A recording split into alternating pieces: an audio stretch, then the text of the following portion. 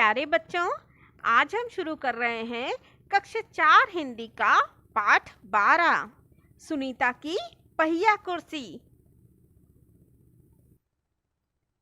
सुनीता सुबह 7 बजे सोकर उठी। कुछ देर तो वह अपने बिस्तर पर ही बैठी रही।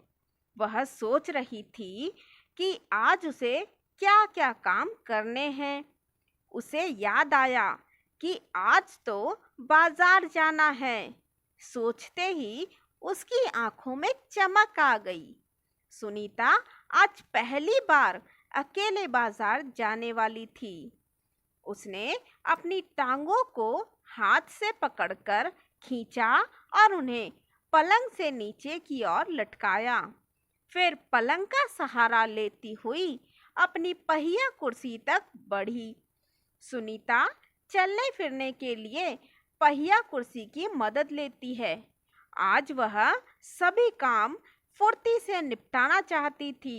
हालांकि कपड़े बदलना, जूते पहनना आदि उसके लिए कठिन काम है, पर अपने रोजाना के काम करने के लिए उसने स्वयं ही कई तरीके ढूंढ निकाले हैं।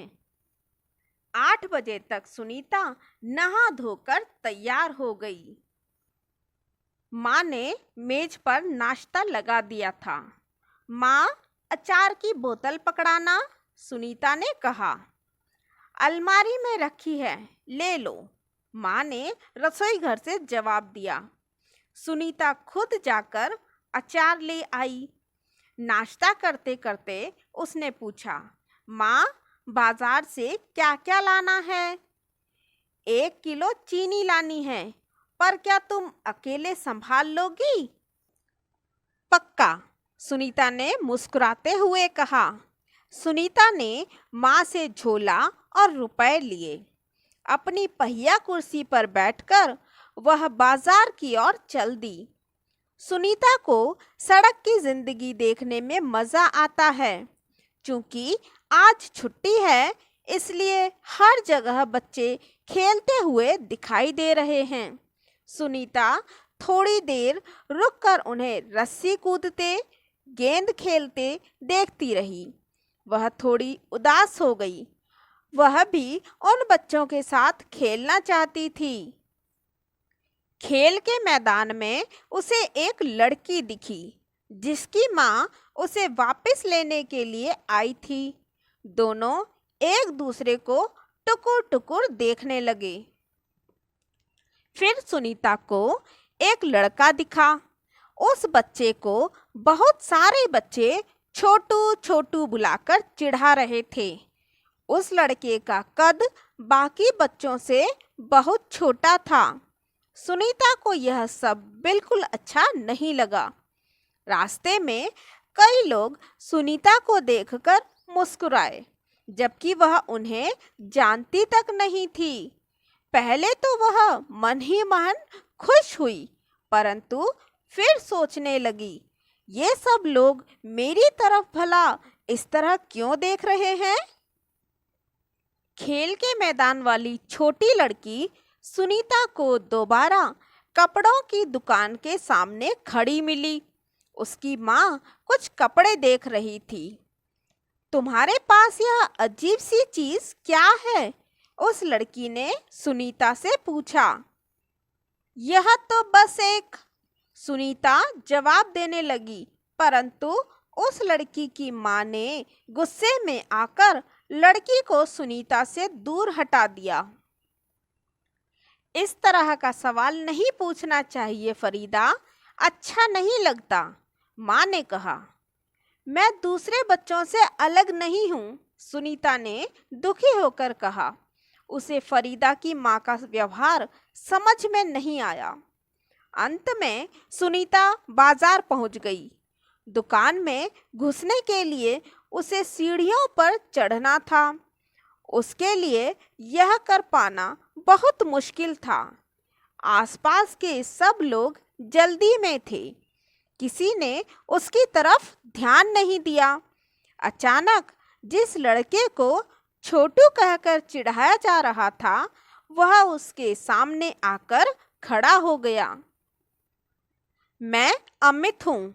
उसने अपना परिचय दिया। क्या मैं तुम्हारी कुछ मदद करूं? मेरा नाम सुनीता है। सुनीता ने राहत की सांस ली और मुस्कुराकर बोली, पीछे के पैडल को पैर से जरा दबाओगे? हाँ हाँ जरूर, कहते हुए अमित ने पहिया कुर्सी को टेढ़ा करके उसके अगले पहियों को पहली सीढ़ी पर रखा। फिर उसने पिछले पहियों को भी ऊपर चढ़ाया। सुनीता ने अमित को धन्यवाद दिया और कहा, अब मैं दुकान तक खुद पहुंच सकती हूँ। दुकान में पहुंचकर सुनीता ने 1 किलो चीनी मांगी।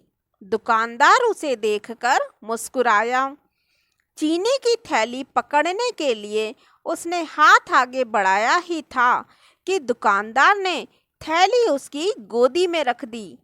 सुनीता ने गुस्से से कहा, मैं भी दूसरों की तरह खुद अपने आप सामान ले सकती हूँ। उसे दुकानदार का व्यवहार बिल्कुल अच्छा नहीं लगा। चीनी लेकर सुनीता और अमित बाहर निकले। लोग मेरे साथ ऐसा व्यवहार करते हैं जैसे कि मैं कोई अजीबोगरीब लड़की हूँ, सुनीता ने कहा। शायद तुम्हारी पहिया कुर्सी के कारण ही वे ऐसा व्यवहार करते हैं, अमित ने कहा। पर इस कुर्सी में भला ऐसी क्या खास बात है? मैं तो बचपन से ही इस पर बैठकर इसे चलाती हूँ, सुनीता ने कहा। अमित ने पूछा, पर तुम इस पर क्यों बैठती हो? मैं पैरों से चल नहीं सकती। इस पहिया कुर्सी के पहियों को घुमाकर ही मैं चल फिर पाती हूँ, लेकिन फिर भी मैं दूसरे बच्चों से अलग नहीं हूँ। मैं वे सारे काम कर सकती हूँ जो दूसरे बच्चे कर सकते हैं, सुनीता ने कहा। अमित ने अपना सिर ना में हिलाया और कहा, मैं भी वे सारे काम कर सकता हूँ जो दूसरे बच्चे कर सकते हैं, पर मैं भी दूसरों बच्चों से अलग हूँ। इसी तरह तुम भी अलग हो। सुनीता ने कहा, नहीं, हम दोनों दूसरे बच्चों जैसे ही हैं। अमित ने दोबारा अपना सिर ना में हिलाया और कहा, देखो, तुम पहिया कुर्सी पर बैठकर चलती हो। मेरा कद बहुत छोटा है। हम दोनों ही बाकी लोगों से कुछ अलग हैं। सुनीता कुछ सोचने लगी। उसने अपनी पहिया कुर्सी आगे की ओर खिसकाई। अमित भी उसके साथ साथ चलने लगा। सड़क पार करते समय सुनीता को फरीदा फिर नजर आई। इस बार फरीदा ने कोई सवाल नहीं पूछा। अमित झट से सुनीता की पहिया कुर्सी के पीछे चढ़ गया। फिर दोनों पहिया कुर्सी पर सवार होकर तेजी से सड़क पर आगे बढ़े। फरीदा भी उनके साथ साथ दौड़ी। इस बार भी लोगों ने उन्हें घूरा, परंतु अब सुनीता को उनकी परवाह नहीं थी। तो बच्चों, कैसी लगी आपको सुनीता के बारे में जीवन जान करके? सुनीता ने कितनी हिम्मत दिखाई। ईश्वर ने संसार में अलग अलग तरह के लोग बनाए हैं, लेकिन हमें सभी का सम्मान करना चाहिए और सभी के साथ एक सा व्यवहार करना चाहिए। अगर आपको ये वीडियो पसंद आया है तो वीडियो को लाइक करें, चैनल को सब्सक्राइब करें और मेरे नए वीडियो से अपडेट होने के लिए बेल आइकन को प्रेस करें। और हाँ, वीडियो को शेयर करना न भूलें।